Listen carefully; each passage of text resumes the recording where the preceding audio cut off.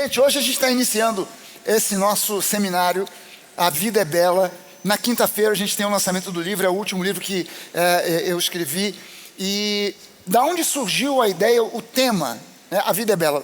Não sei se você assistiu, mas há alguns anos atrás, teve um filme que ganhou o Oscar de melhor filme estrangeiro, era um filme italiano, chamado A Vida é Bela.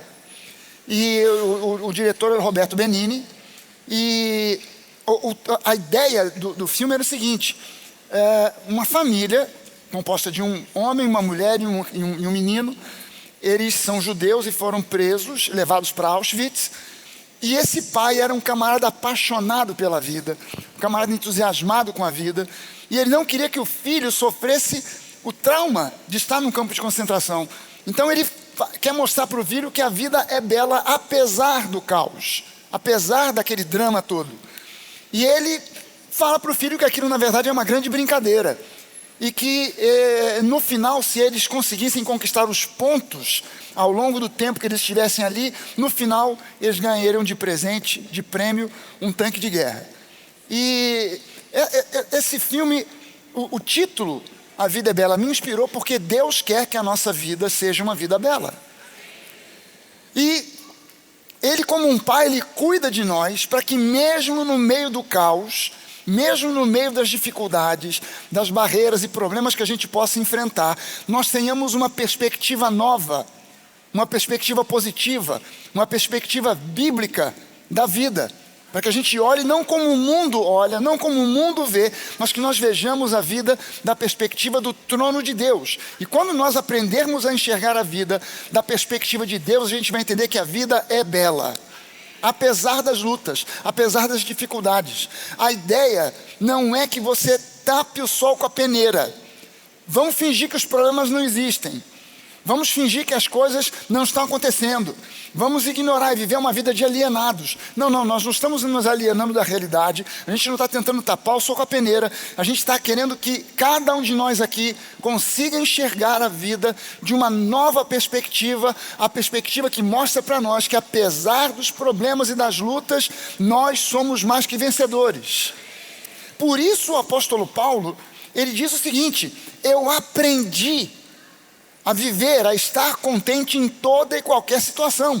Já tive muito, já não tive nada, mas Deus sempre supre. E veja bem, o termo que o apóstolo Paulo usa, ele diz: eu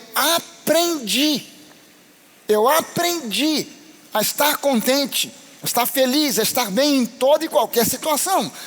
Ele não disse: eu já nasci assim, ou é uma característica da minha personalidade.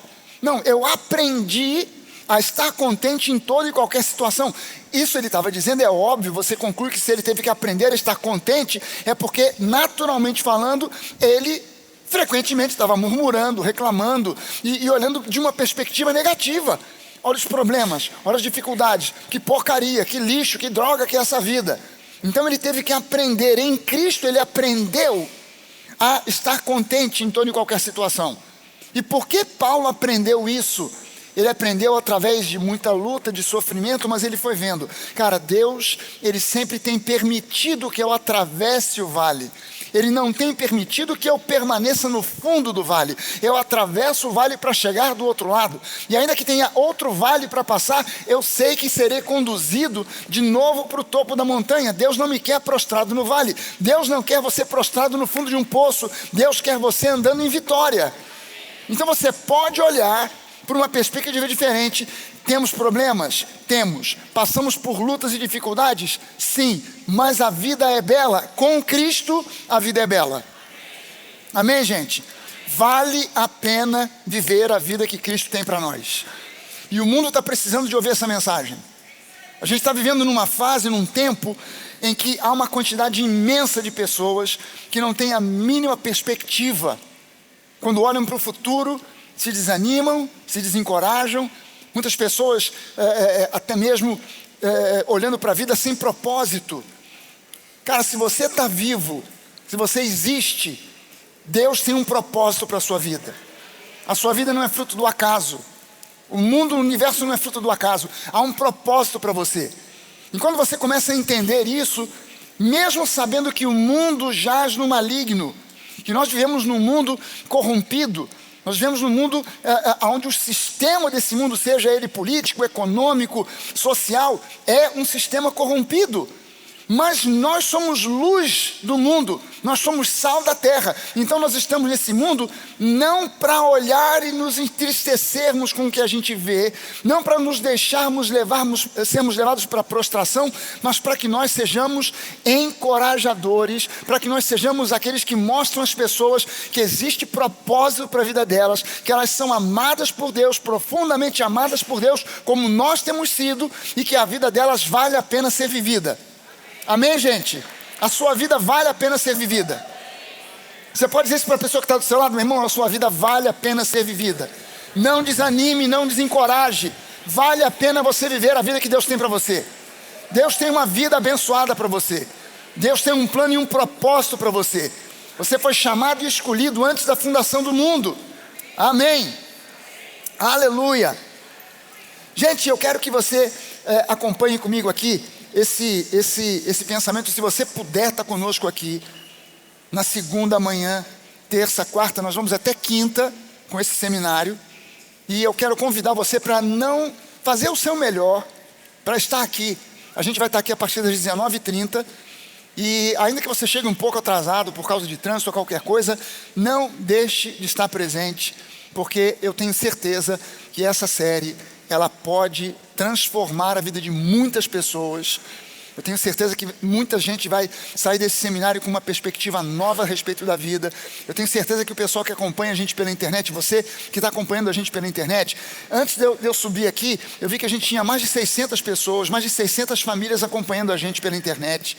Se você puder, amanhã, terça, quarta, até quinta-feira, estar junto conosco, acompanhando esse seminário, tenho certeza que isso vai ser benéfico para você, para sua família. Você que de repente, o pessoal mais jovem, que tem ainda um futuro gigantesco pela frente, ainda tem toda uma carreira para escolher, ou que já escolheu uma carreira e não sabe como vai ser o futuro depois que se formar. Eu quero dizer para você que Deus tem uma perspectiva para você de uma vida bela, de uma vida abençoada, de uma vida com progresso. Então eu quero que você cole com a gente, para você ouvir a palavra de Deus, qual é o plano e o propósito que Deus tem para você, para que você possa desabrochar na vida, para que você possa olhar agora que, sabendo, não, Deus tem um propósito para mim. Tem lutas? Tem dificuldades? Tem, a gente sofre muitas vezes? Tem, mas nós somos vencedores porque Deus é por nós, e se Deus é por nós, quem será contra nós? Amém, gente? Eu quero começar lendo um texto aqui, que vai nos guiar durante esse encontro, em Hebreus 10. Talvez você estranhe, que eu estou falando tanto aqui de uma forma tão positiva, né? Que a vida é bela, que Deus tem um propósito. Mas eu vou ler um texto aqui, que pode parecer estranho, mas depois você vai entender por que eu escolhi esse texto aqui para a gente abrir esse encontro. Hebreus capítulo 10, os versículos 26 e 27, diz assim: porque se continuarmos a pecar de propósito, existe uma outra versão que ao invés de falar de propósito, diz deliberadamente. Porque se continuarmos a pecar de propósito ou deliberadamente, depois de termos recebido o conhecimento da verdade, e é isso que nós somos aqui na Nova, buscadores da verdade. O que nós queremos aqui é encontrar uma doutrina? Não. O que a gente está querendo aqui é seguir um sistema? Não, nós não somos seguidores de um sistema. Há igrejas que crescem à base de sistemas. Não, então a gente adotou esse sistema aqui, e se você quiser ser membro da igreja, você tem que adotar o sistema, tem que abraçar o sistema, entrar no sistema. E se você não está dentro do sistema, você não é membro da igreja, você está fora. E através do sistema, a igreja vai crescer. Mas entenda bem uma coisa.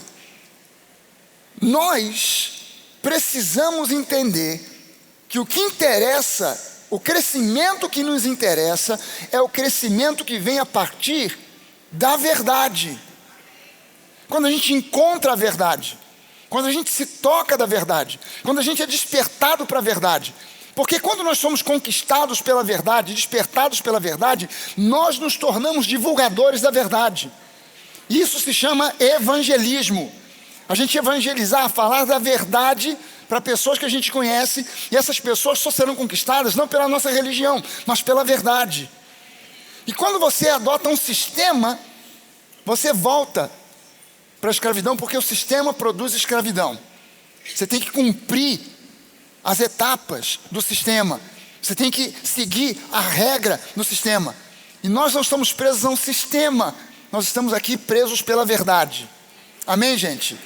E aqui ele diz, se nós continuarmos a pecar de propósito, depois de termos recebido o conhecimento da verdade, já não resta sacrifício pelos pecados. Versículo 27. Pelo contrário, resta apenas uma terrível expectativa de juízo e fogo vingador, prestes a consumir os adversários. Esses dois versículos aqui, em especial o versículo 26, ele é usado em muitos lugares para falar de coisas que provocam insegurança, medo. Mas eu quero mostrar para você aqui que nesse texto de Hebreus, o termo ou a expressão viver deliberadamente no pecado não se refere a um pecado qualquer. Isso aqui não está se referindo, por exemplo, a mentir, ou adulterar, ou roubar. Isso aqui está falando de um pecado muito específico. Muito específico. Hoje pela manhã, alguém que estava acompanhando, entre várias pessoas que estavam acompanhando pela internet, alguém colocou nos comentários uma pergunta. Pastor, na hora eu não vi porque eu estava aqui, mas depois me mostraram. Pastor, e se alguém adultera deliberadamente, como é que fica? E lógico que eu não podia responder na hora. Mas, gente, todo mundo que adultera deliberadamente. Porque eu nunca vi ninguém, você já imaginou? O sujeito está saindo do motel com a amante do lado no carro e a esposa dele pega ele no flagra e ele olha e fala assim, como essa mulher veio parar aqui do meu lado? Não, ela me forçou, ela botou uma arma na minha cabeça. Ela me forçou. A maioria dos pecados... Quando você vai ao Antigo Testamento, a Bíblia classifica os pecados em duas categorias. Aqueles que são uma ação deliberada e aqueles que a pessoa peca sem saber que pecou. Então, ela de repente teve um pensamento pecaminoso. Ela nem percebeu isso, mas ela pecou. Todos os outros pecados são cometidos conscientemente. Ninguém peca sem querer. Quem peca, peca porque deliberou. É de propósito mesmo. Tem remédio não, gente. Tem jeito não. Então não existe o sujeito adulterar sem querer. Não existe o cara roubar sem querer. Mentir sem querer. Mas esse texto de Hebreus especificamente não está falando de qualquer pecado. E a gente, para entender isso, é preciso, em primeiro lugar, primeira coisa para a gente entender é que Jesus não morreu para que a gente nunca mais pecasse. Se Jesus tivesse morrido na cruz para que nós nunca mais pecássemos, então a obra de Cristo teria sido um grande fracasso. Porque todos nós aqui, desde o dia em que recebemos Jesus como nosso Senhor e Salvador, fatalmente, em algum momento, já pecamos alguma vez na vida. Então Jesus não morreu na cruz para que a gente nunca mais pecasse. Ele morreu para que nós fôssemos limpos do pecado, libertos do pecado, jamais condenados, e que então jamais o pecado nos separasse novamente do amor do Pai. Esse é o objetivo, ou foi o objetivo da cruz.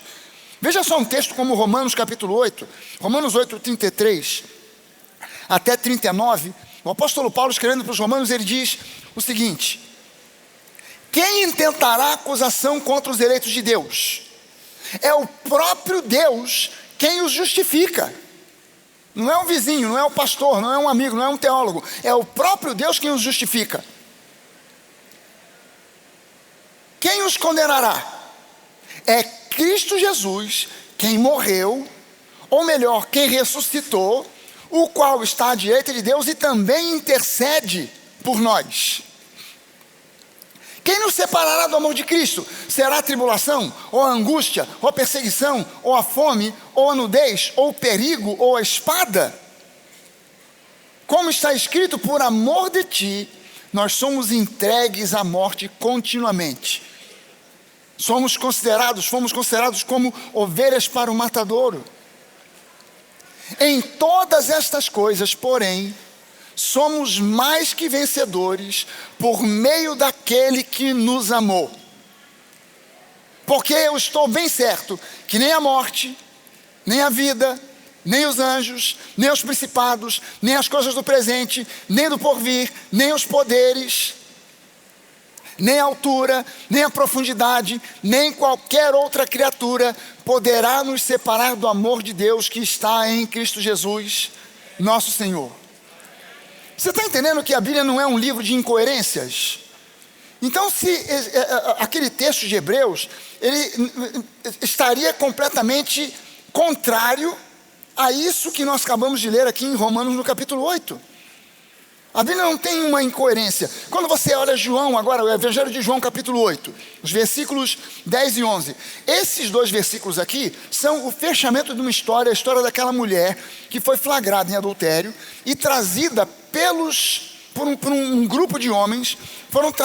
Essa mulher foi trazida para que Jesus então desse um parecer. E a ideia daqueles homens era, nós vamos levar. Ele está dizendo que perdoa, que Deus perdoa todo mundo, que perdoa tudo. E se ele disser o contrário do que diz a lei de Moisés, e aí nós vamos flagrar Jesus numa transgressão da lei, e vamos então ter uma boa desculpa para prendê-lo e apedrejá-lo, para matá-lo. Eles levam a mulher até Jesus. Jesus está sentado na escadaria do templo, rabiscando com o dedo no chão. E quando eles chegam, apresentam aquela mulher dizendo, Jesus, essa mulher foi flagrada em adultério e a lei de Moisés diz que ela deve morrer por apedrejamento. E você, o que você diz a respeito disso? A Bíblia diz que Jesus, levantando os olhos, olhou para eles e disse, olha, aquele entre vocês que não tiver pecado algum, pode atirar a primeira pedra. E como Jesus sabia que no fundo e na verdade, cada um deles conhecia o espírito da lei, e não simplesmente a lei, porque o espírito da lei dizia o seguinte, se alguém pega a mulher do próximo, isso é adultério, é pecado. Mas o espírito da lei diz, ainda que você simplesmente olhe para uma mulher que não é a sua, com um olhar malicioso, você já pecou. E se você for casado, na sua mente você já adulterou. E aí a Bíblia diz que a partir dos mais velhos, que tinham um currículo mais extenso, uma ficha corrida maior, começaram a largar as pedras até os mais novos e foram embora. Quando Jesus levanta os olhos novamente, não tem ninguém ali, a não ser ele e aquela mulher. E aí o versículo 10 de João 8 diz lá, levantando-se Jesus, perguntou a ela, mulher, onde estão eles, os teus acusadores? Ninguém condenou você? E ela respondeu, ninguém, Senhor. Então Jesus disse, também eu não a condeno. Vá e não peques mais. Vá e não peque mais. Jesus não banalizou o pecado. Jesus não olhou para ela e disse, olha, isso aí não tem problema nenhum não, está tudo certo. Não, isso aí pode trazer consequências terríveis para a sua vida, mas eu não te condeno. Agora então vá, liberta, receba esse presente que eu te dou, que é a justificação, a não condenação, mas vá e não peque mais. Amém, gente? Isso é só para aquele pessoal que fica dizendo essa besteira de que graça é licença para pecar, e Jesus, que é a graça em pessoa, não deu licença nenhuma, nem para essa mulher, nem para ninguém pecar. Ele simplesmente disse, eu não condeno você, mas vá e não peque mais. Então, em primeiro lugar, Jesus deu a ela um presente, a justificação. A justificação. Depois ele deu um conselho, vá e não peque mais. A pergunta é, o que isso aqui tem a ver com aquele texto de Hebreus capítulo 10? Tem a ver com aquilo que Hebreus capítulo 10 está falando. Então, para a gente ir adiante, a gente precisa entender algo a respeito de Hebreus 10. Como todo texto bíblico, aquela passagem tem um contexto. E se a gente não entende o contexto, a gente interpreta o texto de modo errado. O contexto ali é o seguinte, primeira coisa, A epístola aos Hebreus, isso é uma revelação do trono de Deus, gente. A epístola dos Hebreus foi escrita para os hebreus. As pessoas não sacam para quem as epístolas foram escritas. E essa epístola foi escrita para hebreus, para judeus. E quem eram esses judeus para quem essa epístola foi escrita? No livro de Atos, a primeira vítima, primeiro mártir da igreja, foi um sujeito chamado Estevão. Estevão era um evangelista e ele foi morto por apedrejamento, simplesmente por pregar o evangelho. Depois disso, as autoridades começaram a desenvolver um sistema de perseguição à igreja.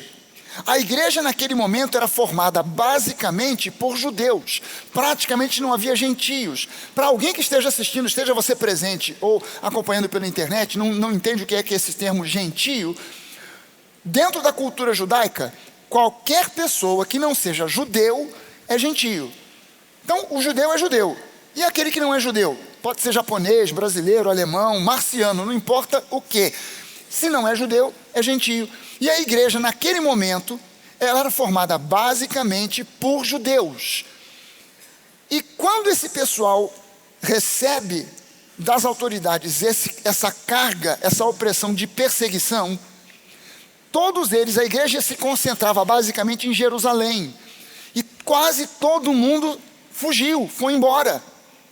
Basicamente quem ficou em Jerusalém foram os apóstolos, com mais uns poucos irmãos, mas a grande maioria emigrou, ou foi para o sul da Europa, ou para o norte da África, ou avançaram mais para dentro do Oriente Médio. E agora, essa epístola, ela não foi escrita para uma igreja local, como certas epístolas de Paulo. Paulo escrevendo para as igrejas de Éfeso, ou para a igreja de Roma. Não, essa é uma epístola circular, escrita para esses hebreus, para esses judeus que estavam dispersos por causa da perseguição. E o que estava acontecendo em função dessa perseguição? Muitos deles estavam desistindo da fé cristã. Estavam dizendo, caramba, a gente já era perseguido por ser judeu. Agora abraçamos a Cristo e a perseguição ficou pior ainda. Então, havia muitos tentando convencê-los a voltar para as práticas judaicas. E muitos deles estavam voltando para essas práticas. E entre essas práticas, havia a necessidade de ir ao templo sacrificar. Então, na Páscoa, Pentecostes, tabernáculos, e no dia a dia, diariamente acontecia no templo sacrifícios. Agora, o templo de Jerusalém, aonde eram feitos os sacrifícios dos animais, quando essa epístola foi escrita, ainda estava de pé. O templo foi destruído, esse templo foi destruído no ano 70. Então, do ano 33, da morte e ressurreição de Jesus, até o ano 70, naquele templo, continuou havendo e acontecendo sacrifício de animais. Ovelhas, bois, pássaros, continuaram sendo sacrificados. Aí eu te pergunto, no Antigo Testamento, esses sacrifícios aconteciam, eram obrigatórios. Deus se agradava desses sacrifícios? Sim, foi Ele mesmo que instituiu. Estou falando no Antigo Testamento. Jesus vem, morre na cruz como sacrifício perfeito, ressuscita no terceiro dia, ascende. O templo está lá de pé. As pessoas continuam sacrificando ovelhas, bois e pássaros para Deus. Deus agora se agrada desses sacrifícios? Agora não. Por quê? Porque o sacrifício definitivo foi feito. Então, o que o escritor da epístola aos Hebreus está dizendo? Cara, se vocês abandonam o sacrifício de Jesus e retrocedem para esses sacrifícios que eram simbólicos, que apontavam para Jesus, Jesus é a realidade. Esses sacrifícios eram apenas uma demonstração daquilo que era o plano de Deus. Eram apenas um símbolo, era um tipo, era uma etapa até que chegasse o sacrifício definitivo. Se você sai da realidade e retrocede para o símbolo, então, quem é que vai poder resolver o seu problema? Você deu uma marcha ré e foi para um lugar aonde Deus já não mais leva em consideração esse tipo de sacrifício, porque o sacrifício de Jesus foi definitivo. Então, se você confia agora, volta a confiar no sacrifício de animais, o que resta para você a não ser a expectativa de um juízo tremendo? Porque se você abandona Jesus e troca pelo sacrifício de animais, e vem o dia do juízo, o que vai acontecer com você? Você não está mais coberto pelo sangue do cordeiro, você está coberto pelo sangue de um cordeiro, de uma ovelha, de um boi, de um bode. E para Deus isso perdeu completamente o valor. Esse é o contexto de Hebreus 10. Esse é o contexto daqueles 2 versículos que nós lemos aqui. É uma chamada dizendo: não abandonem a fé que vocês têm no sacrifício de Jesus. Não retrocedam para voltar a sacrificar no templo, porque esse sacrifício já não tem valor nenhum. Permaneçam firmes em Cristo. Por isso, ele diz, cara, se você abandonou o sacrifício de Jesus, o sacrifício definitivo, já não resta mais sacrifício nenhum que possa ser feito a seu favor. Por isso, o escritor aos Hebreus considerava que eles estavam pecando deliberadamente. Por quê? Porque eles já sabiam que o sacrifício de Jesus era o sacrifício perfeito e definitivo. Mas eles estavam escolhendo voltar atrás para sacrifícios de animais que já não valiam mais nada aos olhos de Deus. Deu para entender o contexto, gente? Amém? Ou seja, essa palavra, esses 2 versículos que nós lemos de Hebreus 10, que falam de pecar deliberadamente, do sacrifício, que não resta mais sacrifício e tal, não é para mim, não é para você, porque nós estamos confiando no sangue de Jesus. Então esse recado não é para nós. Amém, gente? Esse recado não tem nada a ver comigo ou com você. Agora, por ouvir pregações que citam esse texto fora do seu contexto, muitos crentes que são sinceros, quando eles pecam, mesmo tendo o coração movido de arrependimento, eles ficam numa horrível expectativa de juízo. E eu quero dizer para você, que você que erra hoje, você não tem que ficar esperando um juízo amanhã. Mas na cabeça das pessoas, gente, a mente humana é terrível. É terrível. A pessoa, ela por já ter ouvido que você pecou, então agora vai vir juízo. A pessoa já fica meio como um gato que foi molhado. E ela fica, e qualquer coisa... Ontem eu pisei na bola. Aí eu fui sair, quando eu cheguei na garagem, o pneu do carro estava furado. Olha o juízo aí, ó. Já sabia. Sai em casa, um filho dá um espirro. Olha, lá vem a pneumonia. Eu já sabia, é o juízo aí, ó. O erro foi meu, mas vai pegar na criança, porque é o juízo. E a pessoa começa a andar na expectativa, e qualquer coisa que acontece, ela dá uma topada. É o juízo. E tudo, ela começa. E a origem disso está num cultivo. É algo que a pessoa cultiva e que precisa ser erradicado da nossa vida, que é o cultivo da mentalidade do pecado, é o cultivo da consciência do pecado. E nós precisamos aprender a cultivar a consciência da justiça.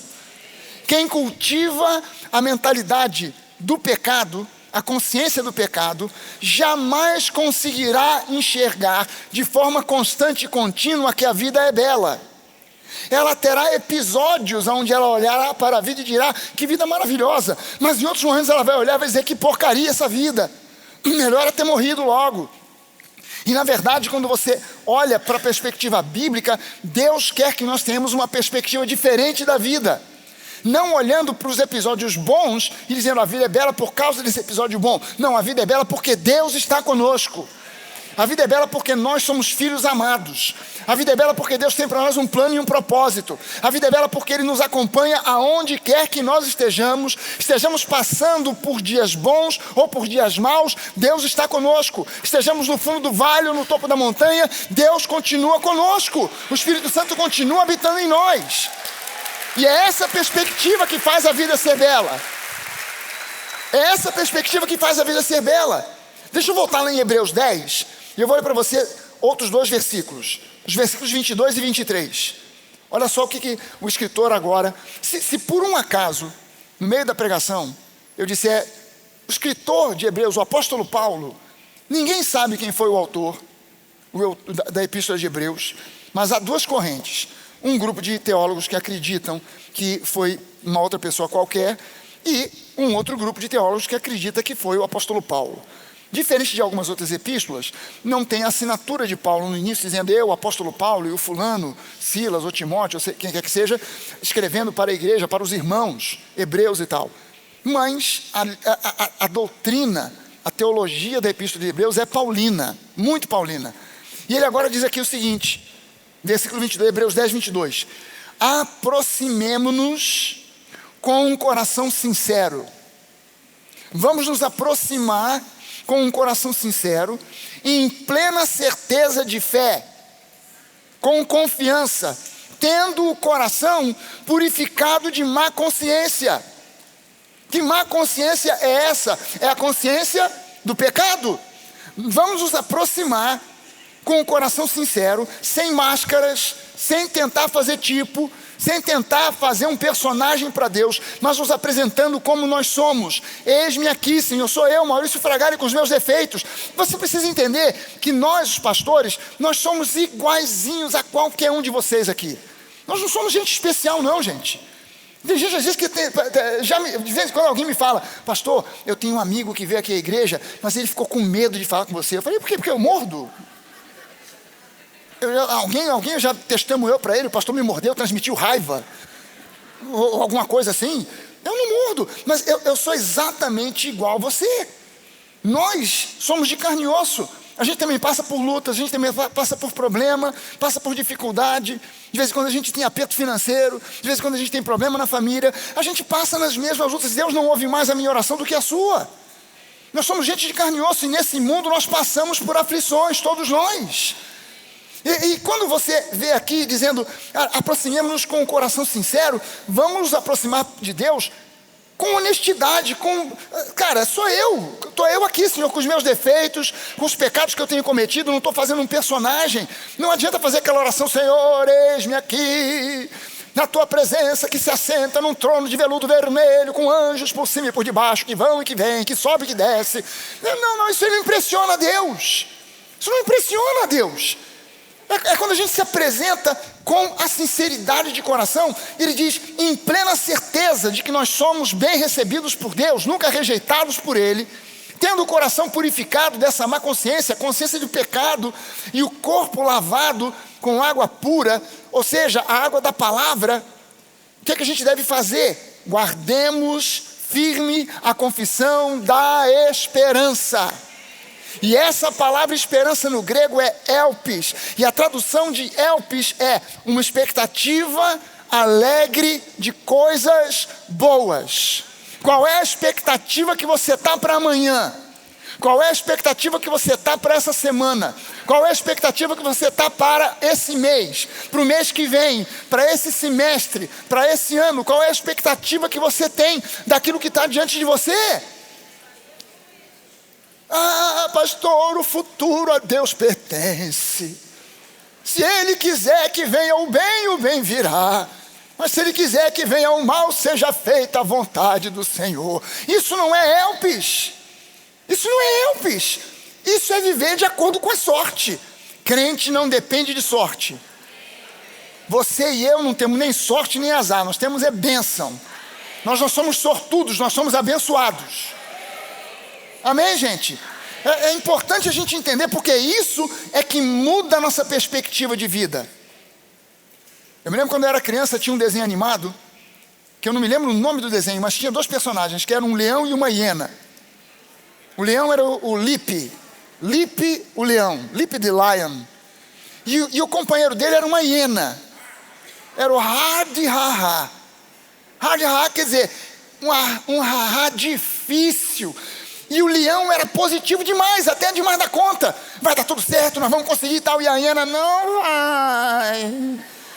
E eu acho que na igreja tem um montão de lip de line, um monte de hard ha-ha. E a gente precisa sair desse clima de hard ha-ha e começar a entrar no clima do leão. Porque afinal de contas nós somos descendentes do leão da tribo de Judá. Então a gente precisa ter uma perspectiva diferente. Sabe, Não seja aquela pessoa, não seja mais aquela pessoa que um irmão fala para você de um projeto e você não vai dar certo. Pelo menos, no mínimo, ore por aquela pessoa. Se você tem um bom conselho para dar, dê um bom conselho, mas dê um conselho para alertar, não para desanimar. Aproximemos-nos, guardemos firme a confissão da esperança sem vacilar. Sem vacilar. Por quê? Porque quem fez a promessa é fiel. Aleluia. Portanto, quando você falha e reconhece que falhou, quando você peca e reconhece que pecou, justamente o que você não deve ter é uma expectativa de juízo. É justamente o que você não deve ter. Você tem que manter firme uma confissão de esperança contra os sentimentos e contra as circunstâncias. Contra as circunstâncias. Lembre-se que o diabo, ele é especialista em manipular circunstâncias para conduzir você para o desânimo, para a insegurança, para o medo, para a incredulidade, para a dúvida. O inimigo sempre vai tentar te conduzir para esse campo de incredulidade e dúvida. Hebreus 10, eu quero ler uma extensão aqui razoavelmente grande de Hebreus, no capítulo 10, o mesmo capítulo onde estão aqueles 2 versículos que a gente leu no início. Aqui em Hebreus 10, vou começar pelo versículo 1, vou ler até o versículo 4, depois eu vou pular para o versículo 11 e vou até o 23. Acompanha só essa leitura comigo. Hebreus capítulo 10, versículo 1. O escritor aos Hebreus diz assim: ora, visto que a lei é apenas uma sombra dos bens vindouros, não a imagem real das coisas, essa mesma lei, ela nunca consegue aperfeiçoar aqueles que se aproximam de Deus com os mesmos sacrifícios, que ano após ano, continuamente, eles oferecem. Se isso fosse possível, será que os sacrifícios não teriam deixado de ser oferecidos? Porque os que prestam culto, tendo sido purificados uma vez por todas, não teriam mais consciência de pecados. Quem aqui tem a certeza de que foi purificado pelo sangue de Jesus? Você foi lavado no sangue de Jesus. Você pode dar um amém com convicção, com vontade. Você foi lavado no sangue de Jesus. O que que o escritor está dizendo aqui? Se você foi lavado por um sangue que não é o sangue de um bode, não é o sangue de uma ovelha, é um sangue de um sacrifício definitivo, a primeira coisa que tem que desaparecer da sua vida é a consciência do pecado. Entretanto, nesses sacrifícios, ocorre recordação de pecados todos os anos. Você está entendendo que quem cultiva a consciência do pecado é como se Jesus estivesse sendo sacrificado semana após semana, dia após dia novamente. Não, o sacrifício de Jesus foi único e definitivo, então já não tenho mais que cultivar essa mentalidade. Porque é impossível que o sangue de touros e de bodes remova pecados. Ora, todo sacerdote se apresenta dia após dia para exercer o serviço sagrado e oferecer muitas vezes os mesmos sacrifícios que nunca, jamais podem remover pecados. Lembre-se, o escritor aos Hebreus está falando dos sacrifícios do templo, comparando com o sacrifício de Jesus. Jesus, porém, tendo oferecido para sempre um único sacrifício pelos pecados, assentou-se à direita de Deus. Aleluia! Aguardando daí em diante até que os seus inimigos sejam postos por estrado dos seus pés. Porque com uma única oferta, aperfeiçoou para sempre. Aperfeiçoou para sempre. Não aperfeiçoou até o próximo pecado. Não aperfeiçoou até a próxima semana. Não aperfeiçoou durante o próximo ano. Não aperfeiçoou para sempre. Aperfeiçoou para sempre os que estão sendo santificados. Você pode levantar uma das suas mãos e dizer assim: agora a Bíblia está falando a meu respeito. Aleluia. E disso nós damos testemunho também, e disso nos dá testemunho também o Espírito Santo, porque após ter dito, esta é a aliança que farei com eles depois daqueles dias. Que dias são esses? Os dias da lei. O tempo, a dispensação da lei. Diz o Senhor: depois daqueles dias eu imprimirei as minhas leis no coração deles e as escreverei sobre a sua mente. E ainda ele acrescenta o seguinte: também dos seus pecados e das suas iniquidades jamais me lembrarei. Uau! Amém. Dê mesmo uma salva de palmas ao Senhor Jesus, porque isso é uma promessa da graça. Isso é graça pura. Isso é graça genuína. Isso é a graça no seu mais puro aspecto. É a graça no seu mais alto nível. Dos seus pecados eu jamais me lembrarei. Deus podia dizer: mas eu vou lembrar de um por um, tintim por tintim. Afinal, o que Jesus fez não merece que vocês continuem pecando. Vocês têm que se acertar e não errar nunca mais. Não. Deus fez um pacto com Ele mesmo. Dos pecados dos meus filhos eu jamais me lembrarei. Não vou ficar ruminando isso. Ora, onde há remissão de pecados, não o encobrir de pecados com um sangue temporário, mas a remissão, ou seja, a anulação, deletou, acabou, zerou. Aonde há remissão de pecados, não existe mais necessidade de sacrifício pelo pecado. Portanto, meus irmãos, tendo ousadia para entrar no santuário pelo sangue de Jesus, não pelos nossos méritos, pelo novo e vivo caminho que Ele nos abriu por meio do véu, isto é, pela sua própria carne, e tendo um grande sacerdote sobre a casa de Deus, aproximemo-nos com um coração sincero, em plena certeza de fé, tendo o coração purificado de má consciência e o corpo lavado com água pura. Guardemos então firme a confissão da esperança sem vacilar, porque quem fez a promessa é fiel. Aleluia! Dê mesmo uma salva de palmas ao nosso Deus. Aleluia! Olha só o que Davi disse a respeito de perdão de pecados. Romanos capítulo 4, no versículo 7 e 8. Davi diz o seguinte: disse Davi: bem-aventurados, abençoados, felizes, prósperos, vitoriosos são aqueles cujas transgressões são perdoadas e cujos pecados são cobertos. Bem-aventurado, feliz, próspero, vitorioso, aquele que o Senhor jamais atribui pecado. Isso aqui, para Davi, foi profético. Para nós, é a nossa realidade.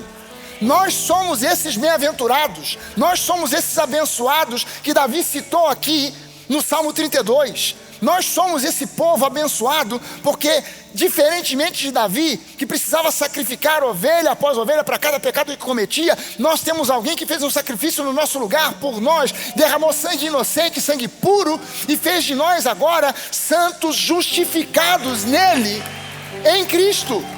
Por isso a vida é bela, por isso a vida tem uma perspectiva diferente.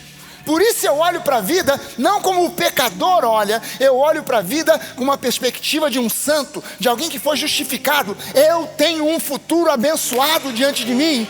Eu não tenho um futuro de juízo, eu não tenho um futuro de maldições, eu tenho um futuro de bênçãos diante de mim. Aleluia! Eu tenho um futuro de lutas, mas eu fui fortalecido pelo Senhor para me tornar um guerreiro eficaz. E quando eu me junto e formo essa dupla, eu e Jesus, Jesus e eu, ainda que venha o inferno inteiro, Satanás com toda a sua força, com toda a sua violência, com todo o inferno, ele não consegue derrotar essa dupla. Jesus e eu. Aleluia! Você pode declarar isso? Você pode dizer: Jesus e eu. Eu e Jesus. Eu e Jesus, Jesus e eu. Para, Jesus e eu e Jesus. Para, Jesus e eu e Jesus. Para, Jesus e eu e Jesus. Essa saiu agora aqui, gente, não sei de onde eu tirei. Nós formamos com Jesus uma dupla invencível. Ainda que venha o inferno todo multiplicado por 1000. Tudo isso, gente, é real. A gente não está falando aqui de teologia sólida. A gente não está falando aqui de teologia onde possa haver debates.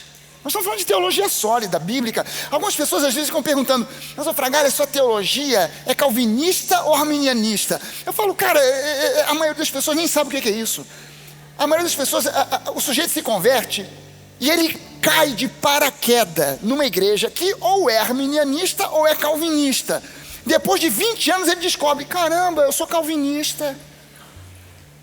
Ou depois, não, eu sou arminianista. Aí você pergunta para o cara: mas o que significa? Eu não sei, mas o pastor falou que a gente é. E na nova, nós somos calvinistas ou nós somos arminianistas? Não, nós somos de Cristo.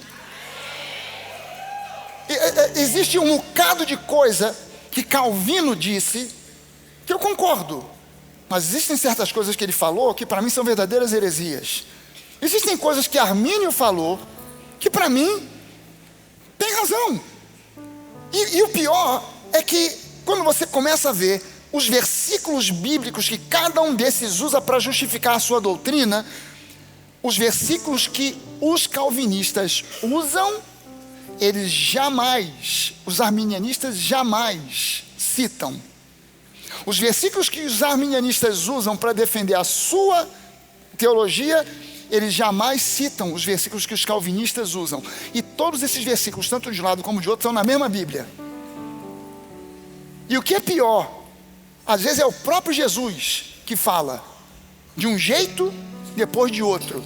E ele fez isso só de implicância, porque ele já sabia que no futuro ia ter um tal de Calvino, depois um tal de Armínio, e ele falou: vou dar um nó na cabeça desses caras. Nós somos chamados com um propósito. Nós somos predestinados em Cristo. Isso é calvinismo. Mas todo aquele que crê, independente de ser bonito, feio, gordo, magro, predestinado ou não, esse recebe salvação. Isso é arminianismo. No que a gente acredita? Nos dois. Por quê? Porque nós não somos nem de Calvino, nem de Armínio. Não estou nem aí, nem para um, nem para outro. Espero encontrá-los no céu. Mas não, aqui na terra eu não estou nem aí para um, nem para outro. Por quê? Porque nós somos de Cristo. O que interessa para nós não é o que Armínio disse, não é o que Calvino acha, mas é o que a palavra tem para nos dizer. E a palavra de Cristo, ela está acima da palavra de qualquer teólogo. Ela está muito acima de qualquer teólogo. Isso que nós estamos pregando aqui é teologia sólida, bem fundamentada. Mas é preciso entender que nós estamos falando de algo muito delicado e nós temos que ter muita sabedoria para não cair no cinismo e achar que o pecado não tem consequências. A gente sabe e fala: o pecado tem consequências. Claro, mas não confunda o resultado das escolhas erradas que você faz com algum juízo vindo da parte de Deus. Consequência de escolhas erradas é uma coisa, juízo de Deus é outra completamente diferente. E você só vai entender isso 100% no dia que você e eu voltarmos com Jesus. Porque nós não vamos estar aqui, nesse mundo, no momento em que o anticristo mostrar a sua carinha feia. Porque no momento do anticristo se manifestar, algum momento antes, nós vamos ser arrebatados dessa terra. Vamos ser levados para os ares, vamos encontrar com Jesus para uma baita de uma festa chamada as bodas do Cordeiro. Eu fico imaginando esse dia dessa festa. Eu fico imaginando. Porque parece que tem uns crentes que não gostam de festa. Tem crente que quando era do mundo sabia dançar. Depois que converte, perde o rebolado, né? E toca uma música empolgada. Esse cara está na festa. Na festa dos parentes. Os parentes não são convertidos. Está todo mundo fumando, bebendo. E começa a tocar uma música, o pessoal começa a dançar. E o crente só sabe dançar com o dedo. Porque ele perdeu o rebolado, ele perdeu o contato com essa. E a gente precisa dar uma olhada para entender que nesse mundo, você e eu somos sal da terra, somos luz do mundo. Então quando eu e você fazemos uma escolha errada, nós estamos apagando um pouquinho dessa luz. Mas quando nós exercemos uma coisa chamada metanoia, Deus não olha para você e diz assim, não, queimou o filme, agora queimou feio, não tem remédio. Não, todas as vezes que você olha para Deus e reconhece o erro que você cometeu, Ele olha para você e diz, mas olha, o preço já foi pago por você há mais de 2000 anos atrás. Você já está mais do que perdoado. O pecado já foi levado. E você retorna a ter a coragem. Não é que você retorna a ter comunhão com Deus. A comunhão com Deus você não vai perder nunca. Mas você agora se sente livre para levantar as suas mãos e adorar a Deus, porque você sabe que foi plenamente perdoado. Então a gente não tem uma atitude cínica em relação ao pecado. A gente reconhece a necessidade do arrependimento, a gente reconhece a necessidade da metanoia, mas a gente precisa entender que em Cristo tudo se faz novo. E que em Cristo sempre há uma oportunidade para um novo começo. Que em Cristo sempre podemos ter a expectativa de um futuro abençoado e sempre entendermos que nele a vida é bela. Amém?